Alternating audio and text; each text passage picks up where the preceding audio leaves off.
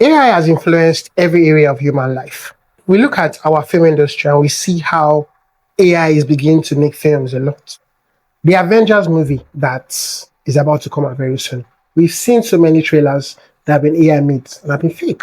And it looks so real, so complete, but then it's inciting the excitement in people as to what's to come. Now, coming back home here in Nigeria, do you think AI can help to preserve our indigenous film traditions? I don't want to use heritage because I'm not in a place to say we have built a film heritage here in Nigeria. So I'll use the word culture here. So do you think AI can be a great tool in preserving our Nigeria film culture? First and foremost, let us address the fact that everything worthwhile that human beings do is a product of intelligence.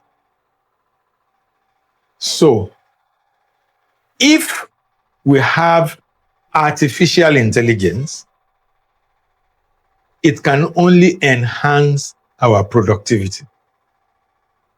But the problem arises when artificial intelligence, what we refer to as artificial intelligence today, what we get access to as artificial intelligence today is deficient in our thoughts.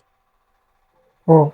So, even though artificial intelligence is supposed to be a mimicry of human intelligence, what we have today is a mimicry of intelligence of some other people, excluding ours. Why?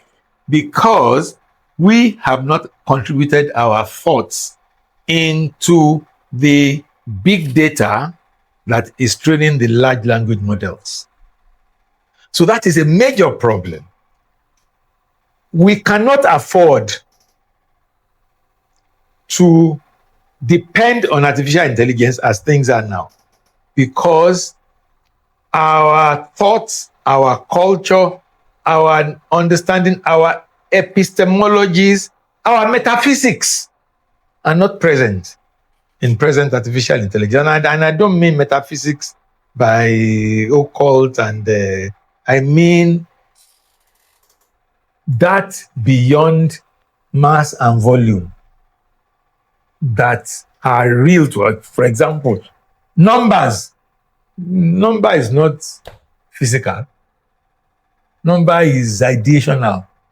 And these are the kind of things we refer to as metaphysics. So, for example, how the Yoruba numbering system is one of a kind. It is said to be the only numbering system in the whole world, at least recorded in recorded history, that is based on multiple bases. It is based on base 5, base 10, and base 20, all at the same time.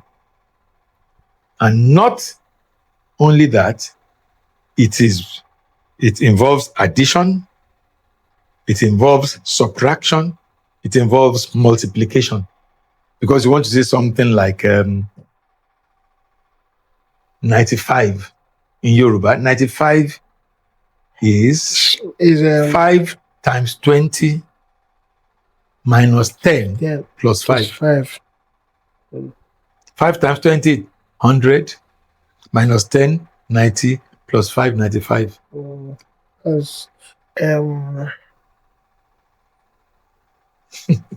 Márùnlé Láàdọ́rin. Àádọ́rùn. Yes, Márùnlé Láàdọ́rùn. Àádọ́rùn, yes. Yes, Márùnlé Láàdọ́run. Yes. So, Àádọ́rùn, yes, Márùnlé Láàdọ́run. Yes, sir. Well, let me say 94. Mẹ́rìnlé Láàdọ́run. Sorry. Okay. 94. Mẹ́rìnlé Láàdọ́run.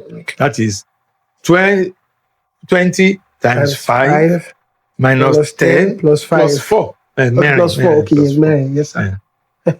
Man, when you now cross over to 16, you don't say plus 6. You now say 100 minus 4. Yes. So This is a numbering system that demands of you the ability to multiply in order to be able to count. So fascinating. So that is a metaphysics that is unique. And you can tell a whole story around that notion that there's a numbering system that demands of you ability to multiply in order to be able to count. And you will see clear distinction between abstract numbers and the numbers representing money. You see, ọ̀kan, which is one, Abi. Yeah, ọ̀kan is one. What's the difference between ọ̀kan and ọ̀kan? What is the difference between èjì and èjì? What is the difference between ẹ̀ta and ẹ̀ta?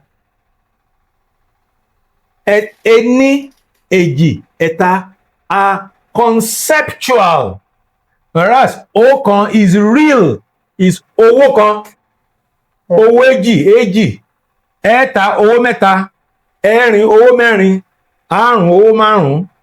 And when you go on and on and on and on, that got to 19, you now get ogún for 20, but oko for 20 pieces of money.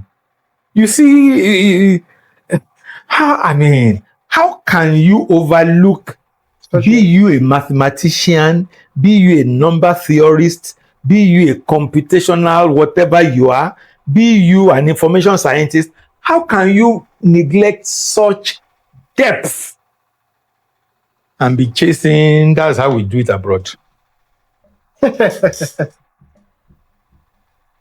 There's a lot of work for our filmmakers. There's a lot of work for our storytellers. We don't have time. A lot of the things we are talking about, we don't have time for it. You go and borrow some very, very rich man's house, and you put an actor there who has never sat on that kind of seat in their lives. You now see in the film, they are still at the edge of the seat, even when they are not under tension, because he doesn't know whether he's offending the owner of the house. And we are telling that, we are using that to say there's affluence. A rich man who is sitting at the edge of his seat. All these things that you don't. No. There's a lot of information in some subtexts. You see, there's what they call body language. Yes.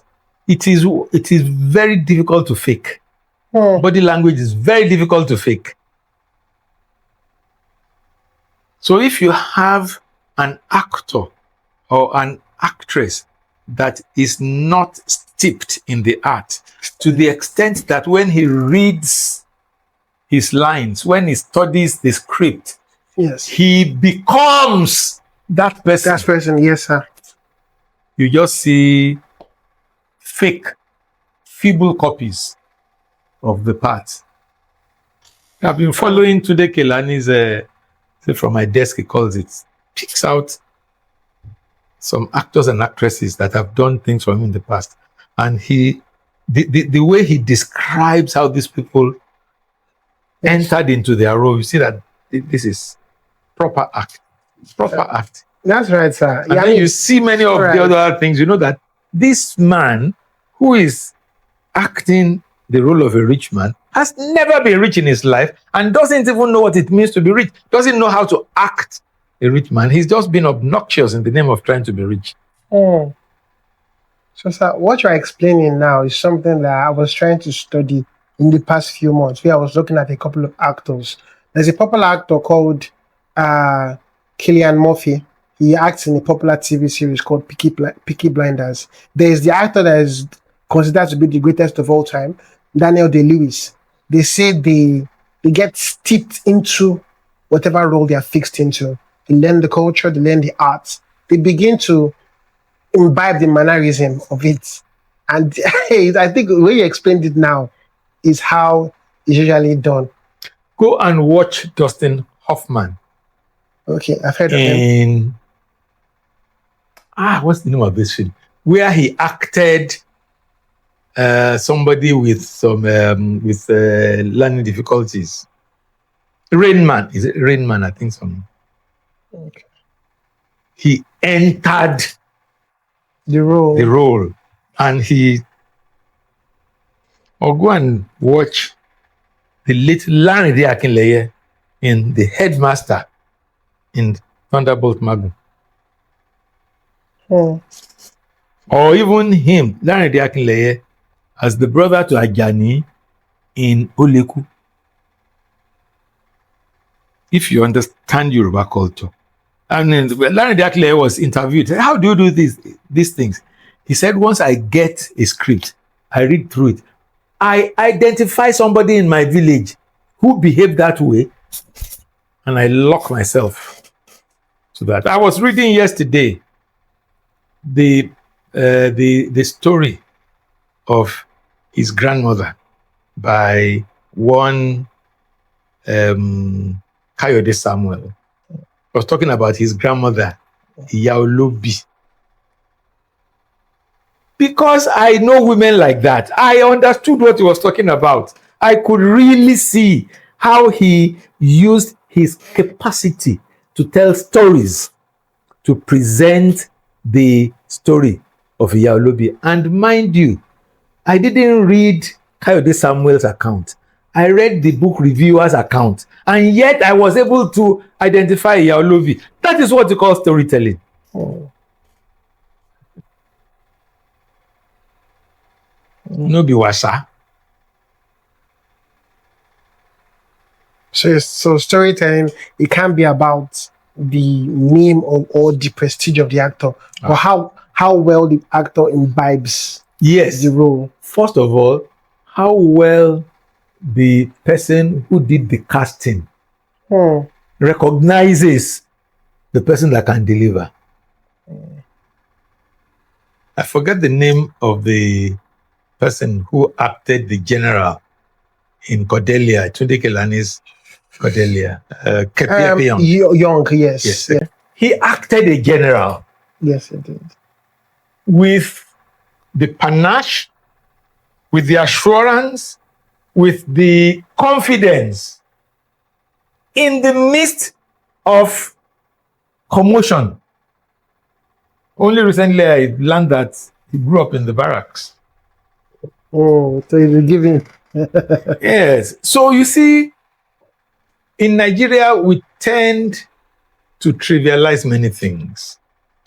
I think it was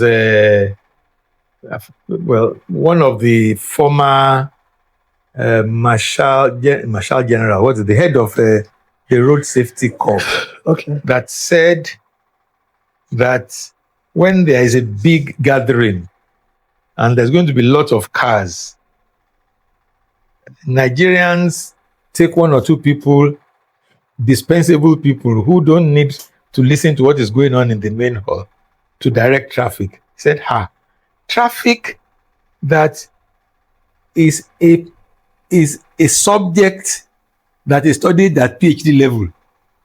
Transport phenomenon, traffic control. I mean, things that people go and develop partial differential equations to solve. You now put somebody, and then you have a gridlock. That's the kind of attitude we have to most things in Nigeria, including storytelling. Oh. So about attitude, it takes me to the final question I have for today. And it's a bit more sensitive because you know how touchy Nigerians can be when it comes to topics they agree with or do not agree with.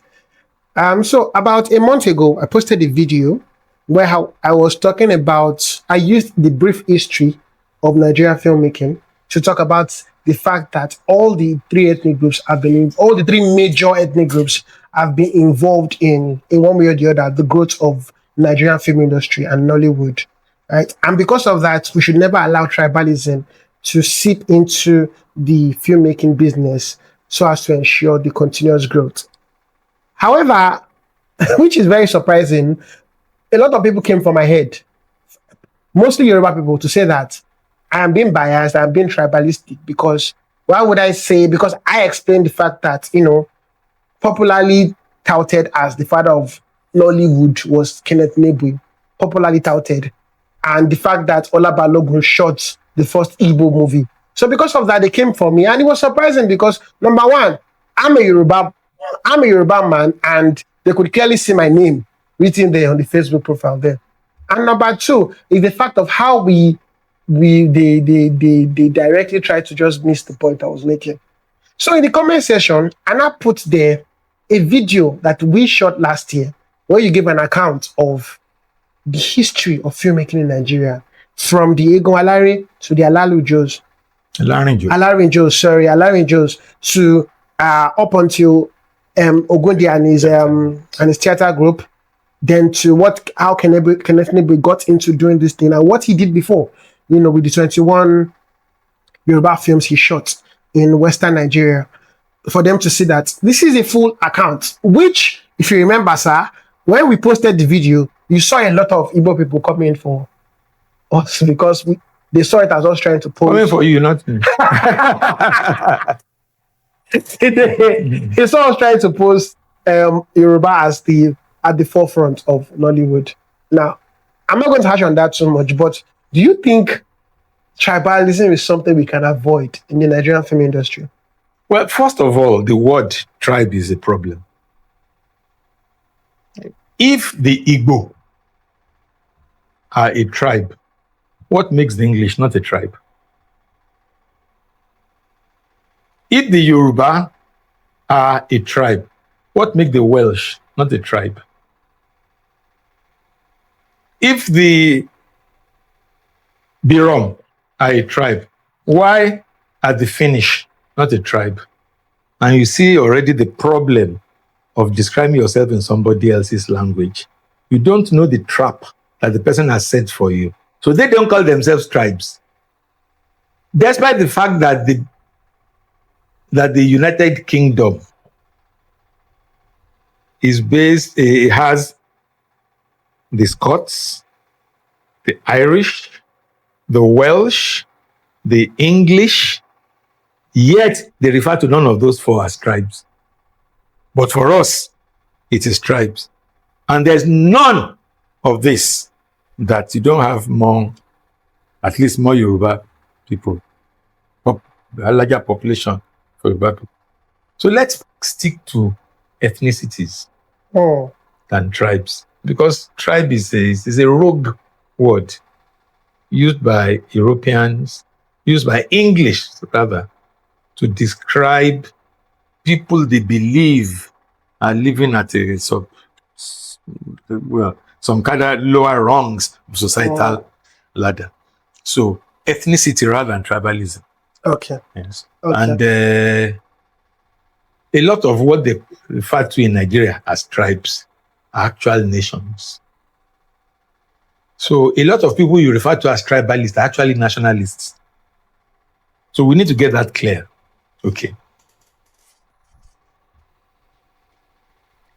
It is a fact that various people contributed to the development of what we now refer to as Nollywood. By various, I don't mean various individuals, various peoples. Igbo people played their role, Yoruba people played their role. I even have a young friend of mine who is an Igala, who was one of our cameramen in mainframe in those days, who has done a lot of Igala films, who has expressed himself in his own language. So each person has expressed, each of these peoples have expressed themselves in their culture. But the fact remains that the first clearly Igbo film was made by Ola Balogun. Of course, Ola Balogun he grew up in the East, I think I'm told he speaks fluent Igbo. Yes, yes, it does. So he saw an opportunity. He saw an opportunity because he had an Igbo upbringing. He has access to the Igbo culture. He made an Igbo film after working with Afolayan and other uh, producers in Yoruba land. It is a fact that Kenneth Nebue made 21 Yoruba films before living in bondage. We cannot take away from Kenneth Nebue the fact that it was he that took what the Yoruba were doing as video out of the Yoruba circle and made it a national thing. Granted, after living in bondage, the Igbo sort of abandoned the Igbo language and went on doing English films until UNESCO recognized what was going on in Nigeria and scored Igbo law. And I remember a meeting I went to there at that time that was called where an Igbo man posed the question, where did we go wrong? And we were looking at it and trying to understand this thing about the tension we have between being ourselves and trying to be more British than the British. So these are realities of the situation. The most important thing is that each of us be true to who we are. What can be regarded as Nigerian culture is a veneer. Beyond jollof rice and football, there isn't much more. Each person should project what is truly theirs, what they feel comfortable with, what they understand well.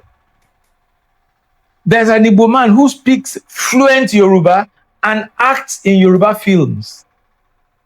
If there is sufficient effort in Igbo language filmmaking, if there are Yoruba people who grew up in this, be who you are, be what you know, express your knowledge, express what you are comfortable with. That is when you make progress. All this struggle to be more British than the British, more American than the American, cannot earn anything. With all your struggle with speaking English, when you get to England, you'll be hearing pattern, because you don't understand what you are saying when the bird has now climbed the Iroko tree and you think you are speaking English. They'll start asking you, you are expressing thoughts in your ethnic reality in English. And there's a kind of mismatch because the English are not used to hearing about the bird flying from the Iroko tree. But that is your reality. But you have abandoned your language and you now have to say it in English, and the language in which you are saying it, that is not colloquial. It is not a natural occurrence. It's like you are struggling to describe the difference between frost, ice, and hailstone in Yoruba or in Igbo. You are going to have difficulties because your language, these languages didn't express such fine differences in the ways by which either vapor or water go into solid state. So you'll be having problems. Be true to yourself. Be true to yourself. There are lots of things that are positive about Nigeria. They can be expressed. But all this forcing a Nigerian outlook so that you don't look too Yoruba or too Igbo or it won't pay anybody, because like I said, beyond jollof rice and football, what is Nigeria? We'll get there. Get where? We've been at it for 200 years. We've been at it for 200 years. the Igbo man still think Igbo. The Yoruba man still thinks Yoruba. If either of them speak English to me, I will tell them where they came from. Igbo man speaks English to me, I will tell him where he came from. Yoruba man speaks English to me, I will tell him where he came from. The Yoruba man will be putting H in front of any high tone initial vowels. The Igbo man will be observing his vowel harmony. He cannot say follow, he will say follow. Yoruba man is saying uncle. I should add also that the Hausa man will say fifu. Yes, the P becomes F and the F becomes F. P. And then some people will say person knocking door, they go there, they lock. Person knocking door, they lock. If you want to make it, they lock, you go knock them. But is it not okay if we revel in this reality that this is how we speak English? Yeah, but it's distracting. If somebody tells me that I came to your house yesterday and I lock, you know, open. How do you expect me to understand? Or I now as a Yoruba man, I go to somebody somewhere, I said, when I came to your house to come and video you and I didn't find you. And then what did I feed you? You don't learn an accent at an old age. And all these young children that we are speaking English to from childhood, who still speak the truth instead of truth. So where are we going? Where are we heading? Then you now notice that this child who is speaking the truth and for whom the boy is the boy does not understand the word of Yoruba. It's now caught in the middle. Yes. Meanwhile, language is one of the main distinguishing factors between human beings and lower animals.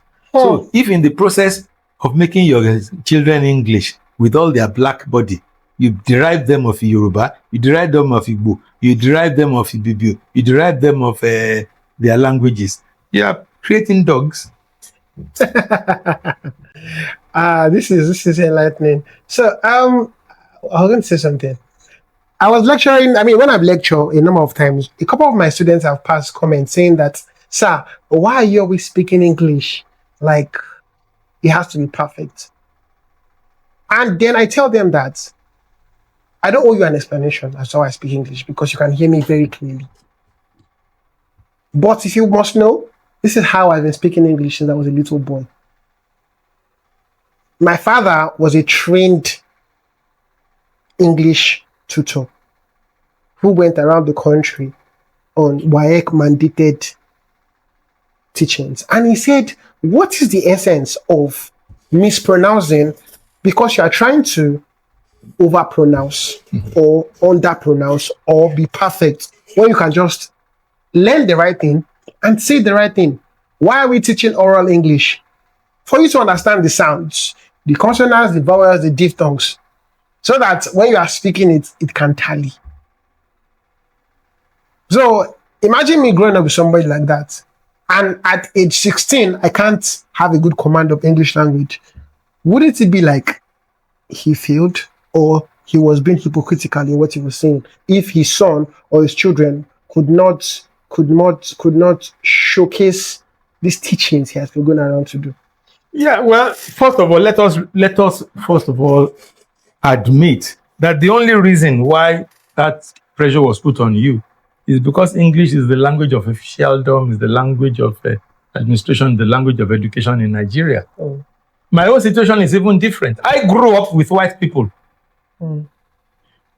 90% of my father's staff when I was a child were white people. And I grew up with their children. So I wasn't trained to speak English by a trained person. I learned to speak English by speaking with English people. Yet, the language in my house is English. That is Yoruba. Once I leave the house of one of my father's staff, who is an Englishman, and I come home, it goes back to English. To Yoruba. To Yoruba, sorry, it goes back to Yoruba. And that is the advantage I have today, because I have two windows through which I look at the world. Look, this is my childhood.